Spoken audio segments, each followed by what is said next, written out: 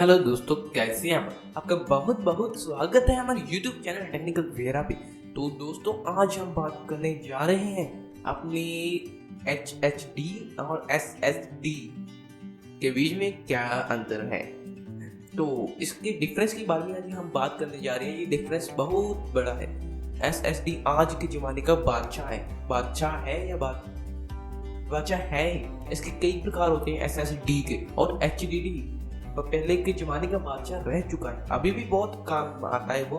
HDD आती है HDD बहुत काम की है। इसमें मैं दोनों की बनावट के बारे में बताऊंगा, सब कुछ बताऊंगा, कैसे काम करती है, कितनी इसकी स्पीड, कितनी लाइफ स्पैन, बहुत कुछ बताऊंगा। आप जुड़े रहिए इस वीडियो के साथ। और इसकी टाइप्स के बारे में बताऊंगा, और इसके नॉर्मल क्या क्या प्राइजेस होते हैं इसके बारे में बताऊंगा। चलिए वीडियो को स्टार्ट करते हैं।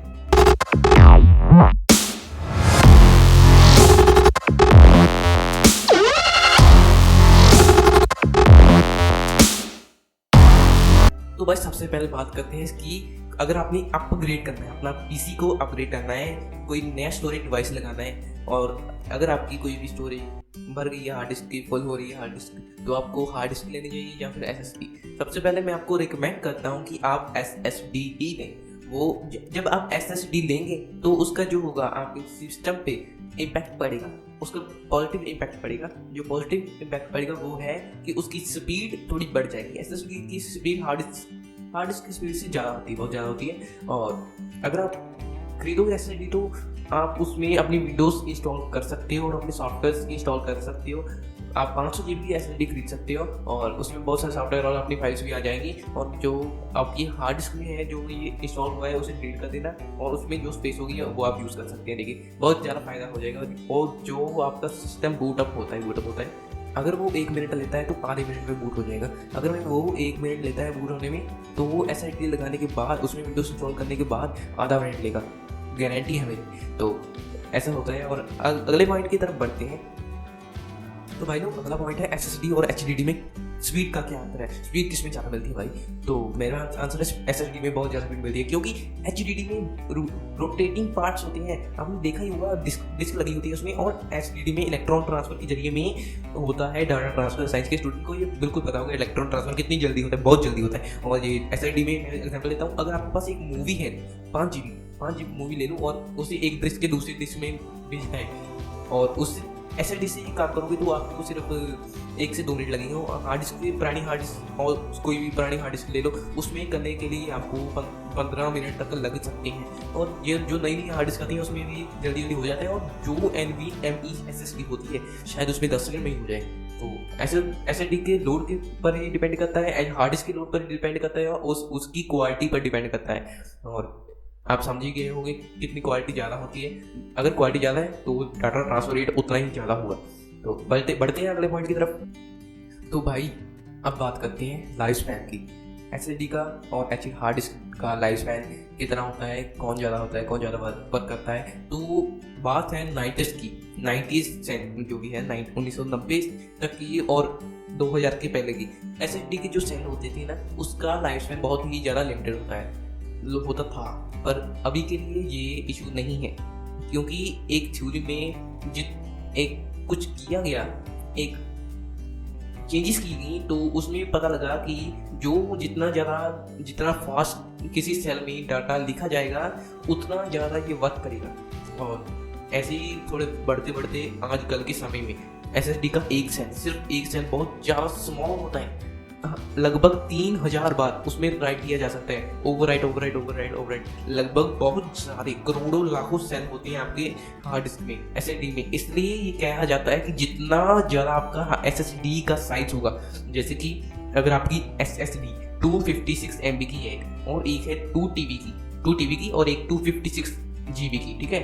तो उसमें जो होगी 2 TB की, वो ज़्यादा समय तक रहेगी। और बात करते हैं हार्ड डिस्क की। हार्ड डिस्क का जो होता है, उसमें मूविंग पार्ट्स होते हैं। मूविंग पार्ट्स को जितना ज़्यादा, अगर आप पूरे साल को हार्ड डिस्क को रन करते रहोगे ना, तो शायद वो खराब हो जाए। और अगर आपके पास अच्छा कूलिंग सिस्टम है, जिससे वो कूल होती रहे, फिर वो कभी खराब नहीं होगी। पर अच्छी तरह से जितनी ज़्यादा उसे संभाल के रखा जाता है ना, तो उतनी ज़्यादा वो ज़्यादा समय निकालती है। और जितना आप करेंगे कभी ना कभी तो मूवी पार्ट की लाइफ एंड होती है, और एवरेज इसका लाइफ स्पैन होता है। कई हार्ड डिस्क मैंने देखी 10 साल के अंदर खराब होती हैं, कई बहुत सस्ती सस्ती हार्ड डिस्क होती हैं जो हो जाती हैं खराब कितने में 1-2 साल में खराब हो जाती है। बहुत ज़्यादा सस्ती हार्ड डिस्क की बात कर रहा हूँ मैं, बहुत ज़्यादा। और कई हार्ड डिस्क 100 साल भी जी लेती हैं। अगर उसे आइसोलेट करके रखा जाए ना, बहुत ज़्यादा 1000 साल भी जी सकती है वो, उसका लाइफ स्पैन बहुत ज़्यादा होता है। SSD का भी लाइफ स्पैन बहुत ज़्यादा होता है, जितना ज़्यादा उसका साइज होगा उतना ज़्यादा इसका लाइफ स्पैन होगा। ऐसे ही बहुत कुछ होता है। और अगले पॉइंट की तरफ से बढ़ते हैं, बात करते हैं SSD और हार्ड डिस्क में किस में ज़्यादा स्टोरेज मिल सकती है आपको। तो मेरा आंसर है हार्ड डिस्क का, क्योंकि वो जो हार्ड डिस्क होती है उसमें बहुत ज़्यादा स्पेस हो सकती है। जैसे कि आपको लिमिटेड स्पेस मिलती है SSD में, 126 GB से लेकर 2 TB तक आपको स्पेस मिलती है SSD में। तो जो हार्ड डिस्क होती है उसमें आपको 20 TB तक की स्पेस मिल जाएगी। जो 20 TB बहुत ज़्यादा होती है, बहुत दुनिया का डेटा संभाल सकता है उसमें। और जो SSD होती है 2 TB तक मिल जाती है, बहुत उसका प्राइस होता है। प्राइस के बारे में आगे बात करेंगे। तो ऐसे ही होता है इसका डिफरेंस इसकी साइज में। और आगे जाकर हम बात करने वाले हैं इसके प्राइस के बारे में, दोनों की प्राइस के बारे में। तो इसका जो प्राइस का डिफरेंस बहुत ज़्यादा, बहुत इतना ज़्यादा है कि आप चौंक जाओगे। अगर आप 1 TB की SSD लेंगे, 1 TB की SSD और 1 TB की हार्ड डिस्क, तो आपको हार्ड डिस्क मिल जाएगी लगभग 3000 में, और जो SSD होगी 10,000 के बीच में मिल जाएगी, आपको 10,000 के बीच में मिलेगी। तो देखिए आपको सिर्फ सीधा 7,000 का प्राइस डिफरेंस पड़ रहा है। तो जो होती है SATA SSD उसमें उसका थोड़ा प्राइस लो होता है, और जो NVMe SSD होती है उसमें बहुत ज़्यादा फर्क होता है, बहुत ज़्यादा। तो NVMe भी थोड़ी 10,000 से ज़्यादा में मिल जाएगी आपको। और देख सकते हैं आप अमेजोन की पर जाकर, आपको इसका अगर हो सके मैं इसका इन कोई SSD का लिंक, सस्ते से सस्ती और महंगे से महंगी का लिंक डिस्क्रिप्शन में दे दूँगा, और वहाँ से जाकर आप परचेज कर सकते हैं SSDs। और बहुत अच्छी SSD होती हैं, अमेजोन से मिल जाती हैं, और लोकली भी आप इसको परचेज कर सकते हैं। तो आगे बढ़ते हैं अपने नए पॉइंट की तरफ। तो कई लोगों का सवाल होता है कि अगर हमारी जो SSD होती है और हार्ड डिस्क होती है लगती तो एक ही बोर्ड पे है, जो SATA वाली हार्ड डिस्क होती है SATA बोर्ड पे लगती है, उसमें अंतर क्या होता है भाई?